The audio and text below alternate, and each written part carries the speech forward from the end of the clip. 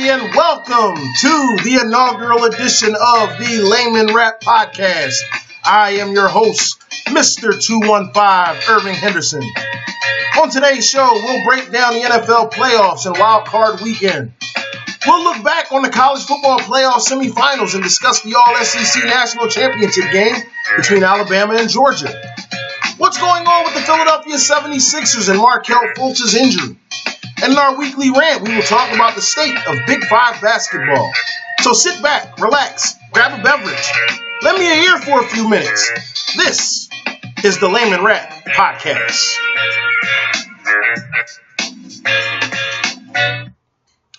Greetings, people. Once again, this is Mr. 215, Irving Henderson, with our first edition of the Layman Rap Podcast.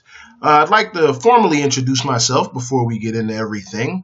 As I stated, my name is Irving Henderson, and I am an avid watcher of sports, love all four sports. Also a huge follower of all the local teams here in Philadelphia. If you're listening to me and you're a Philadelphia sports fan and you're hoping for a biased slant from me, I want to let you know right off, you've come to the wrong place. I'm not a homer. I'm also not a fatalist who is the sky is falling, woe is us, every time things start going a little bit down the tube, so to speak. I will speak to you guys and give you my true opinions on everything that's going on. And being as though, once again, I am based here in Philadelphia, there's going to be a local spin on the majority of my topics, but we'll also have conversations about things going on nationally as well. So without any more hesitation, let's go on and get this show started. What an ending to the regular season in the NFL this past Sunday. We went into the 4 o'clock games with the top of each conference pretty much set in stone. The Philadelphia Eagles and the Minnesota Vikings were the number 1 and number 2 seeds in the NFC. The New England Patriots defeated the New York Jets to clinch the number 1 seed in the AFC. The Pittsburgh Steelers are locked in at the number 2 seed. Now, on the AFC side of things were set at 3 and 4 as well. The Jacksonville Jaguars will be the number 3, and the Kansas City Chiefs were the number 4. But on the NFC side, which we'll start with here, we had a lot of things to unfold as things were going on into the evening. The Seattle Seahawks needed to beat the Arizona Cardinals in order to keep their scant playoff hopes alive. They also needed the Panthers to knock off the Atlanta Falcons in order to get in. The Panthers had already clinched a spot, but they were still in play for the NFC South Division title, but they needed the Saints to lose to the Tampa Bay Buccaneers, and just an awful performance by the Seahawks with their season on the line. They did, in fact, lose to the Cardinals, and that gave the 6th and final spot to the Falcons, they did beat the Panthers, so they took care of their business. That loss by the Panthers also secured the South Division title for the Saints. They also ended up defeating the Buccaneers and taking care of their business as well. So that put the New Orleans Saints in at the number 4 spot, and the Los Angeles Rams are the number 3 team in the NFC. So this weekend, we're going to have the Los Angeles Rams hosting the Falcons on Saturday night, and the New Orleans Saints hosting the Carolina Panthers Sunday afternoon. The AFC, again, a little bit different with those final 2 spots not being quite secured. There were 4 teams fighting for those 2 spots. The basic math was easy for the Tennessee Titans and the Baltimore Ravens. All they needed to do was win, and they were in. The Titans played the Jacksonville Jaguars, and the Baltimore Ravens were hosting the Cincinnati Bengals. The Buffalo Bills were also in play for that playoff spot. They needed a win, and they needed either the Titans or the Ravens to lose. The Chargers, the Los Angeles Chargers, they were a long shot. They needed to win, and they needed the Bills, Titans, and Ravens to all lose. The Titans took care of their business against Jacksonville. The Jaguars pretty much sat most of their regulars for the game, so the Titans did, in fact, clinch their spot. The Chargers beat the Raiders, but their playoff hopes were pretty much done once the Titans won. And the Bills did, in fact, defeat the Miami Dolphins. And they got to the locker room with enough time. I don't know if you guys have seen it, but NFL Films did have the footage of the Buffalo Bills in their locker room watching the ending of the Cincinnati Bengals Baltimore Ravens game. And the Bengals were driving. They were driving within the last 2 minutes of the game, and it looked like the Bengals had it won. Eric Weddle intercepted Andy Dalton, but the interception was negated by a holding penalty, a blatant and obvious holding penalty. 3 plays later, it was 4th and 12, and Andy Dalton hit Tyler Boyd, made the catch and run 49 yards for the touchdown. Cincinnati went up 31-27 with 44 seconds left in the game. Bengals held on to win, and the Bills clinched their first postseason appearance since 1999. That was the game in which they lost to the Tennessee Titans in the Music City Miracle. The Bills also became, and I cannot believe that I'm about to say this sentence, they became the last team in all of the 4 major North American sports to qualify for the postseason in the 21st century. Yes, the 0-16 Cleveland Browns, who became the second NFL team in history to finish that way, have even made the playoffs in this century. So congrats to the Bills, their fan base, the crazy-ass Bills Mafia. They love jumping and power bombing women through flaming tables. Congratulations to the Bills and their fan base on finally celebrating a playoff berth. These Bills will face the Jacksonville Jaguars on Sunday, and the Tennessee Titans will go to Kansas City to face the Chiefs on Saturday. As far as the AFC side of Wild Card Weekend, really don't see any upsets happening. I do think the Bills have the rushing attack of Shady McCoy, but outside of that, I don't really think the Bills have the offensive weapons.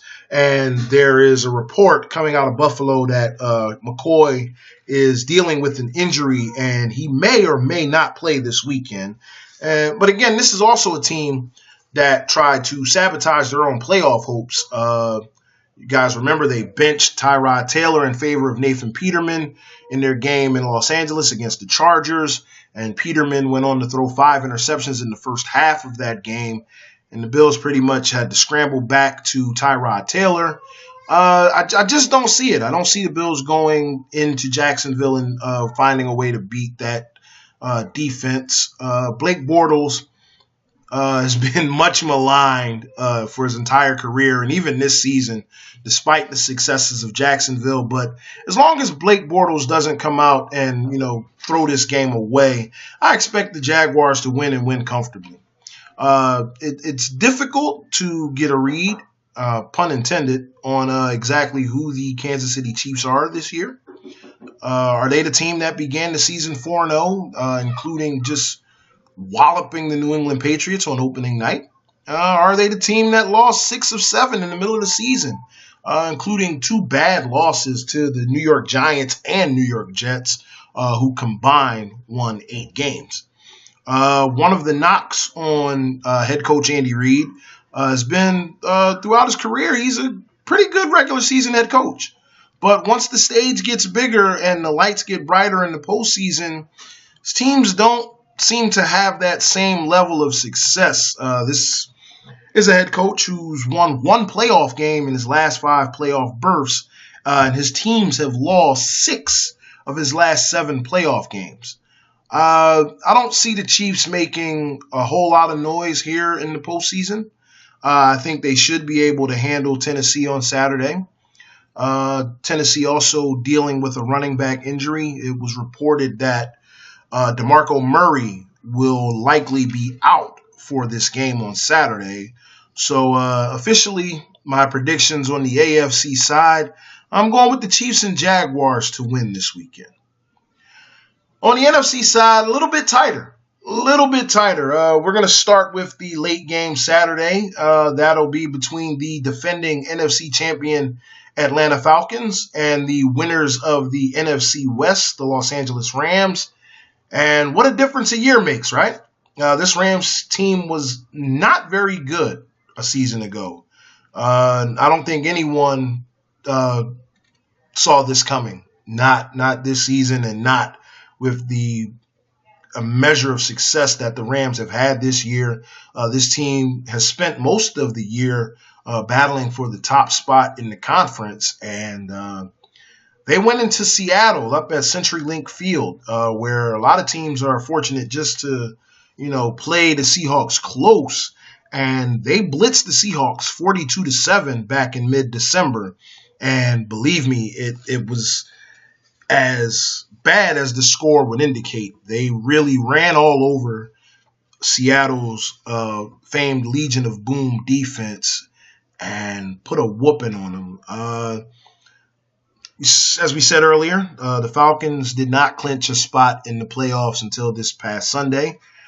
They were close, very close to becoming a victim of the Super Bowl loss jinx, where teams make the Super Bowl one year, lose, and the next season they miss the playoffs.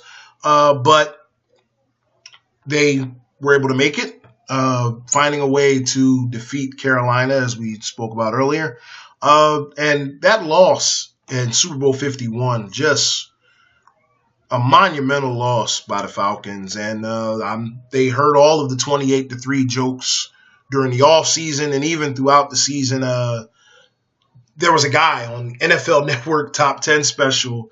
He had a T-shirt with the Fox Bug graphic with the score 28-3 on it. So, for the Falcons to sort of knuckle up and make it back to the playoffs, it's a pretty huge deal. I think Todd Gurley, running back for the Los Angeles Rams, in the absence now of Carson Wentz, Philadelphia Eagles quarterback who went down with a torn ACL. I think Todd Gurley has played like the MVP of the league these last few weeks, and I think he should be the MVP.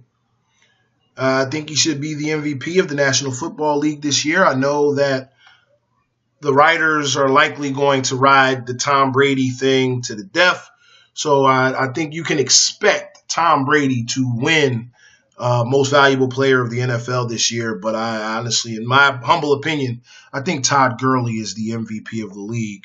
However, even saying that, I'm going to take the Falcons to win this game. I think the playoff experience will be enough to carry them over this young upstart Rams team. I do think the Rams' time will come. I think they will have their moment to shine in the postseason. I just don't think it's going to be this weekend.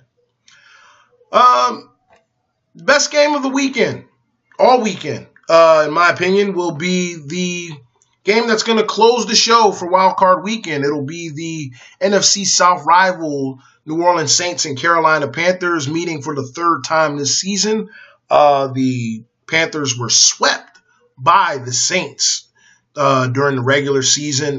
They won both games by double-digit point margins. But I think the playoffs are a whole different animal. Now, I don't think the Panthers are going to win this game. I'm taking the Saints to win it, but I expect a very competitive game between these two teams. It's going to come down to the fourth quarter, and I think Drew Brees is going to pull it out, and I expect the Saints to win. So just to recap my wild card weekend predictions, I have the Chiefs and Falcons winning on Saturday and the Jaguars and Saints winning on Sunday. And if you're at home looking at your brackets trying to figure out, well, what does that mean for the next week in the playoffs, that would set the divisional round matchups as the Falcons coming to Philadelphia to play the Eagles and the Saints going to Minnesota to play the Vikings in the NFC. Rematch of opening night with the Chiefs and Patriots and the Jaguars and Steelers in the AFC. Now, I said that this show will have a local slant. I do have some opinions on the way the Philadelphia Eagles sort of limped towards the finish line here, getting to the postseason and just struggled. So I do have, strong opinions about the Philadelphia Eagles going into their divisional playoff game. But I'll hold off on that until next week's show and speak on that further in depth. All right, so we're going to take a quick break. But when we come back, the college football playoff has reached its national championship game, and it's an all-SEC party. Is that a good or a bad thing? Did Alabama even belong in the playoff?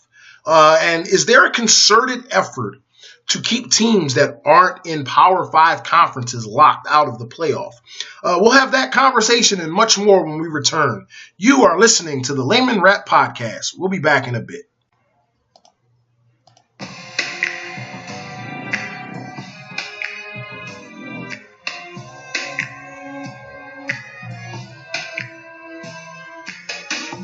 And welcome back to the Layman Rap Podcast. I am your host, Mr. 215, Irving Henderson. And what a college football playoff semifinal day we had on Monday. It was the Alabama Crimson Tide beating Clemson 24-6 in the All-State Sugar Bowl. Did not allow the Tigers to score a touchdown in their rematch from last year's national championship game. But the game of the day was in the Rose Bowl between Oklahoma and Georgia. Oklahoma looked as if they were going to run away with the game early. Went into halftime just absolutely putting the boots to Georgia. They went into halftime carrying a 17-point lead, and Georgia fought back, made a game of it, took the lead, and it looked as if the tide had turned. Georgia was going to find a way to win the game, and then a turnover, a fumble, and recovery for a touchdown for Oklahoma just shook things right back up. And the game ended up going into 2 overtimes. It was Georgia winning by a final of 54-48, setting up the All-SEC National Championship game, which will be played Monday night. Alabama's once again in the national championship game, so, I think this is almost broken record-esque at this point. But did they even belong in the playoff to begin with? Now, I have to state that, we hear so much during the season when the playoff seedings are coming around and when we discuss what is important as far as teams getting into the college football playoff. One of the most important criteria is winning your conference championship. Alabama did not win the SEC. They did not win their division in the SEC. They did not even play for their conference championship game. Yet here they are once again playing for the national championship. Now, I don't know if this is some sort of SEC bias or whatever the case may be. But there's no way in the world you can tell me. And I know people are going to talk about the on-the-field stuff, and I get that. I do. I get that. I understand that. But there's no way in the world you can tell me that Alabama belonged in the playoff. If we're going to sit here and have a conversation about these things, and we're going to say that there is an emphasis on winning your conference championship. And I know people are going to say, oh, well, Wisconsin should have handled their business, and you don't want a 2-loss team playing in the playoff. To me, that's a crock. It's a crock. If you're going to tell us that winning your conference championship matters, then don't tell me that a team like Alabama, who did not even play for their conference championship, should be in. I think they should have used Nick Saban's words against him. Nick Saban, a few years back, when Alabama looked as if they had it secured and there was a team on the bubble, didn't win their conference championship, Nick Saban's own words: if you don't win your conference championship, you don't belong in the conversation. Alabama did not play for their conference championship. And yet here we are, going into another Monday night with the Alabama Crimson Tide playing for a national championship. I think it is setting a very bad and dangerous precedent going forward. Now, I know that there are going to be some that will, use the UCF argument about why UCF was not in the playoff. Now, I don't have a dog in this race. Not a fan of any of these teams. However, UCF fans or anyone who wants to use UCF here to try and make their point, just slow down for a little bit. Slow down just a little bit. While I do think that UCF deserved a lot more respect than what they got, I don't think you're going to have a team like UCF get in. And you're not going to have a team like UCF get in because the power conferences are not going to schedule a team like UCF. The top echelon teams in these power conferences will not play a team like UCF. It's too dangerous of a game for those upper echelon power conference teams to take. Because a loss by one of these upper echelon teams in one of these Power 5 conferences to I guess they're the rest of the six, or it has some funny little name. I can't remember off the top of my head, but the field of six or whatever it is, they won't play top teams like a UCF, because a loss to a team like UCF will severely damage their opportunity of getting in the playoff. So you're going to see these teams playing your North Texases, your Rices, your Mercers. You're not going to see these teams going out there scheduling these games against teams from the lower level conferences who are dangerous. Because it makes no sense record-wise in trying to get into the playoff, and it makes no sense financially. They're not going to bring one of these teams into their building where, they would much rather have one of these pay-to-lose kind of games where they're going up against a cupcake, an absolute cupcake. At home, they're going to win by 55, 60 points. The backups are going to be playing, by halftime, even before halftime. These are one of the games where if a team has a star player who, had a transgression, he did something wrong, and now the team wants to prove a point, they're going to sit that star player. They're going to sit that star player because they don't need that star player to beat one of these cupcake teams that they have paid out to come into their stadium and just be cannon fodder.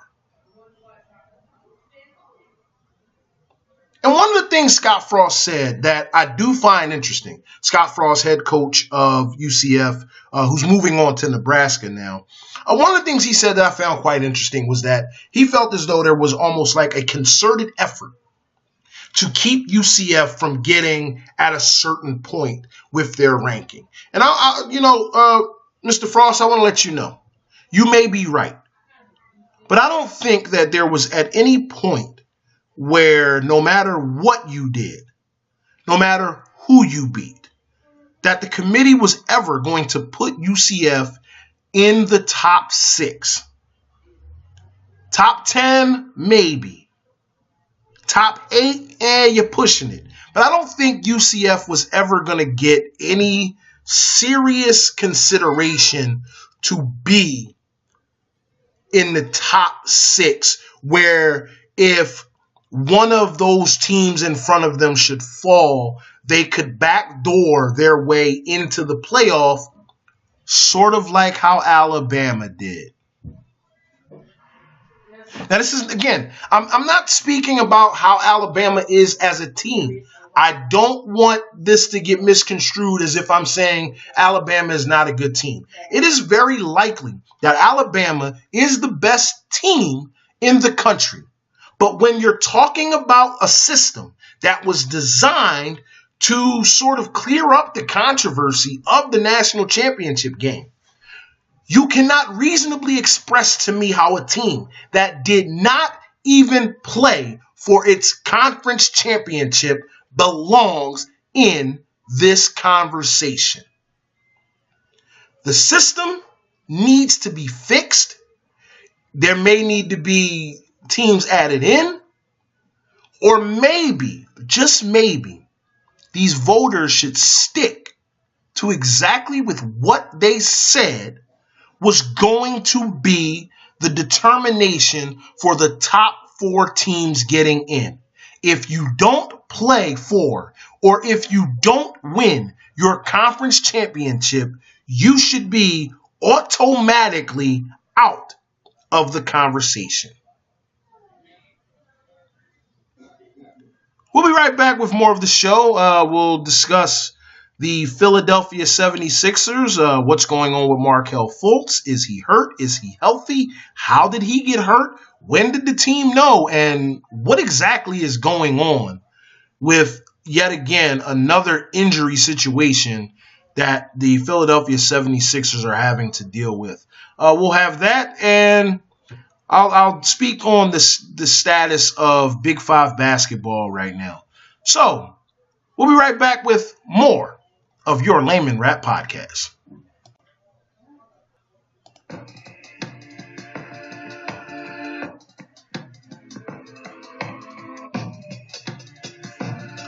All right, we're back with more of the Layman Rap Podcast. It is Friday night, January 5th, 2018. The Philadelphia 76ers tonight won their 5th straight game, absolutely drubbing the Detroit Pistons tonight. At one point, the Sixers actually held a 40-point lead. I cannot believe at any point this season or any season I would ever have been able to say that about the Sixers. They defeated the Detroit Pistons by a final of 114-78. And once again, like I said, it was the Sixers' 5th straight win. They are back at 500 at 19-19. But my conversation about the Philadelphia 76ers right now, despite the fact that they are, playing much better basketball than they have within the last month or so, what in the hell is going on with this Markelle Fultz injury? Fultz played in the summer league. He looked good. He looked as if he was going to be an important part of this team coming into the season. And then we get to training camp, and suddenly there's like a shot alteration by Fultz. He's not looking good as far as his form is concerned for his shot. And the team initially was just, okay, he's fine. He just decided on his own to alter his shot for whatever reason. And it just looked bad. It looked very bad. And when you're a franchise where you have had your number 1 pick year after year after year be injured, and this in the aftermath of the Andrew Bynum disaster, it just doesn't feel right. It doesn't feel right. And I can reasonably understand the fan base here in Philadelphia being worried and concerned about what's really going on with this kid. And then they're saying it's, shoulder imbalance or scapular imbalance or something some fancy term that they used. And then 1 minute it's that, and now they're saying it's all in his head. And then he's, the team is recording him practicing, and, they don't know when he's going to come. Like, they used a lot of double talk in the statement that they put out about as far as what Fultz's availability is going forward.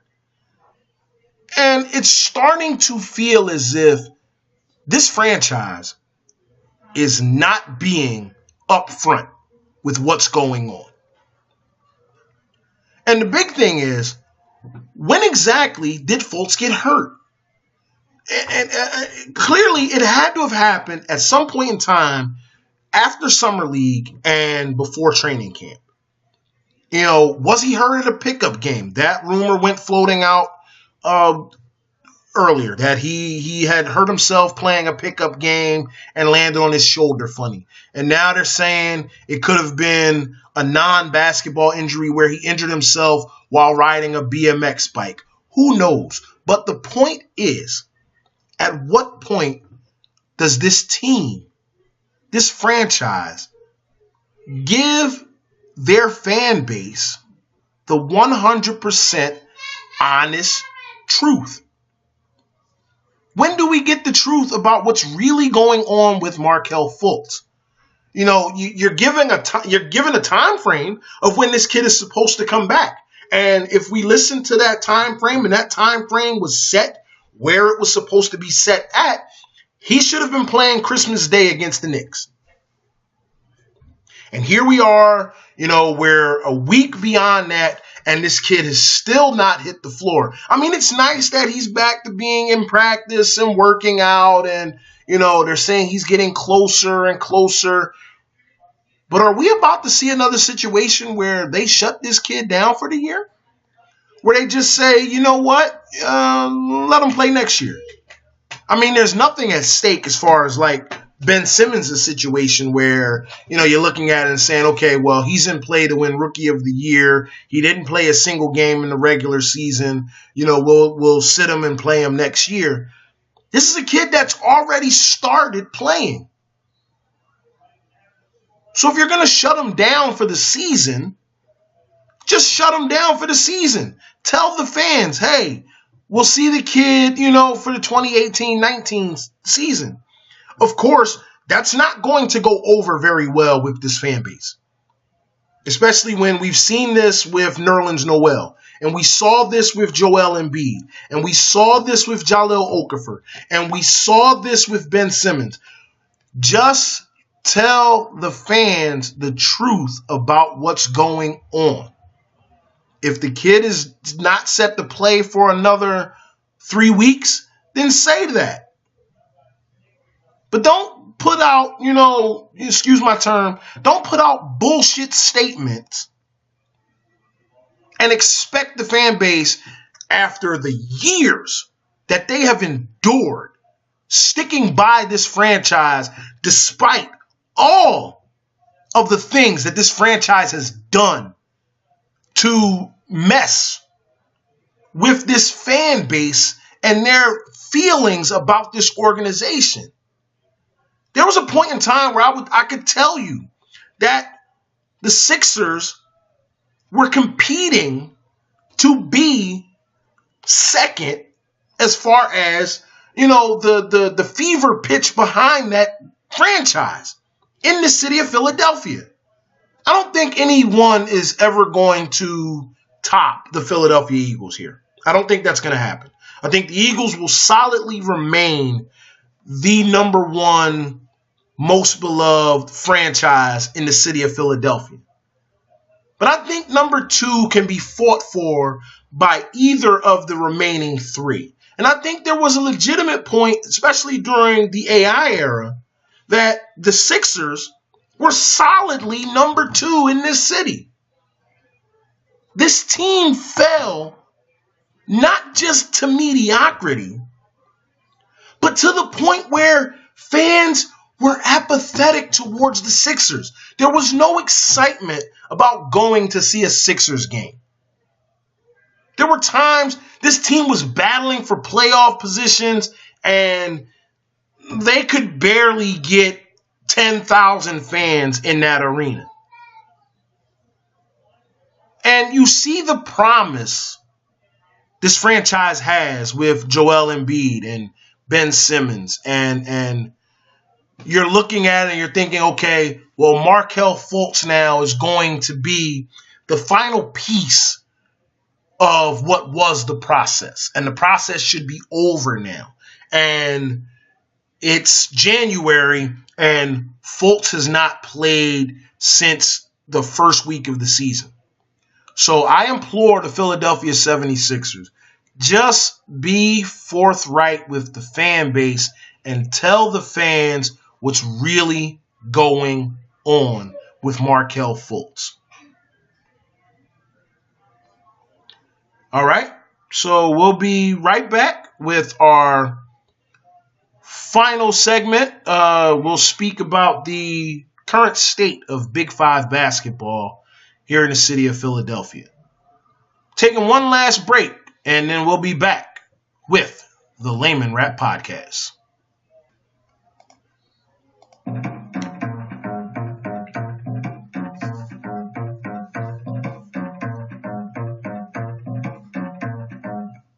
All right, we're back with the Layman Rap Podcast. We are now down to our final segment. It is time for my weekly rant, and this week it is about the state of Big Five basketball. You know, there was a point where you could kind of expect, 3 to 4 teams from the Big Five to get into the NCAA tournament, and this year it does not look like that at all. It looks as if Villanova is going to be the only team from the Big Five to make it in. You have Penn, University of Penn, who sit at 9-5 currently. They have yet to start play in the Ivy League, though. LaSalle is at 7-8. St. Joe's is at 6-7. And maddeningly for me, being a big Temple University fan, Temple sits at 7-7. Coming off of an absolute horrible loss to number 19 Cincinnati the other night. Temple should not have lost that game. They had that game in hand. It just fell to pieces down the stretch, which has been a Fran Dunphy special these last few years where, you're looking at it, Temple's ahead by 7, about 3 minutes left to go in the game. You turn back and someone's hitting a game-winning jumper in their faces. And it happened again. Cincinnati got away with a 57-55 victory in a game that Temple had no business losing. What is actually going on here as far as the Big Five is concerned? Is it a recruiting thing? Is it, the fact that now when you look at it, the college basketball landscape has changed so much. And St. Joe's and LaSalle are still in the Atlantic 10 Conference. There was a time when Atlantic 10 Conference basketball was big-time basketball. Of course, with the dissolvement of the original Big East, thanks to college football, the other, Catholic schools and such stayed together and kept the Big East in name only running. But the Big East doesn't seem to be recruiting on that same level with conferences like the ACC or the Pac-12 or the Big Ten.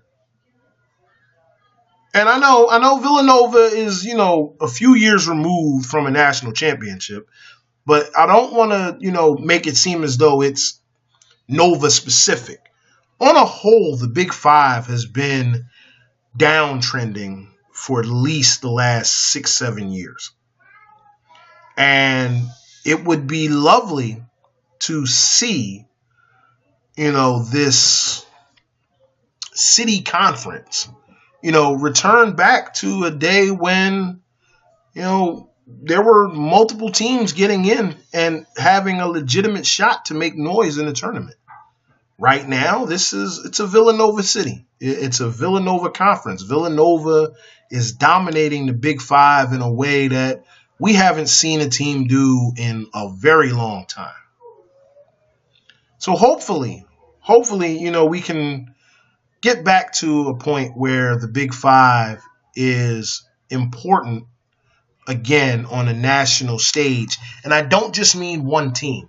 I mean, 2, 3 teams, 4 teams getting in and making noise in the NCAA tournament. So that is it for our first ever Layman Rap podcast show. I want to thank you for taking the time out and listening.